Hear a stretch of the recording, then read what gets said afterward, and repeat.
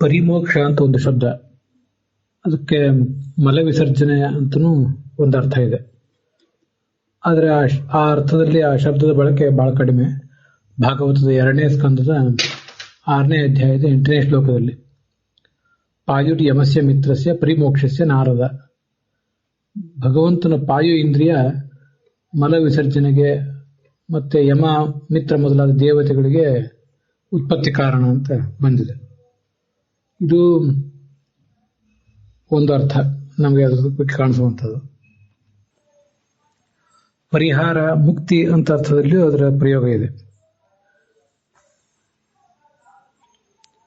ದುಃಖಸ್ಯ ಪರಿಮೋಕ್ಷಣಂ ಅಂತ ಮಹಾಭಾರತದಲ್ಲಿ ಶಾಂತಿ ಪರ್ವದಲ್ಲಿ 330ನೇ ಶ್ಲೋಕ ಅಧ್ಯಾಯ ಅಲ್ಲಿ 25ನೇ ಶ್ಲೋಕದಲ್ಲಿ ಪ್ರಯೋಗ ಇದೆ. ಪಾಪಸ್ಯ ಪರಿಮೋಕ್ಷಣಂ ಅಂತ ಅದೇ ಶಾಂತಿ ಪರ್ವದ 134ನೇ ಅಧ್ಯಾಯದಲ್ಲಿ 12ನೇ ಶ್ಲೋಕದಲ್ಲಿ ಪ್ರಯೋಗ ಇದೆ. ಪಾಪದ ಪರಿಹಾರ ಅಂತ ಅದರ ತಾತ್ಪರ್ಯ.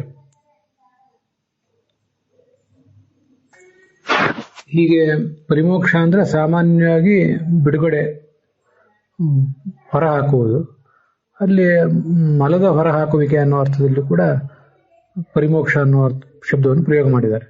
ಹಾಗಾಗಿ ಮಲಂ ಪರಿಮುಂಚತಿ ಅಂದ್ರೆ ಮಲವನ್ನ ಹೊರಹಾಕ್ತಾನೆ ಅಂತನೂ ನಾವು ಅದನ್ನು ಕ್ರಿಯಾಪದವಾಗಿ ಬಳಸಬಹುದು.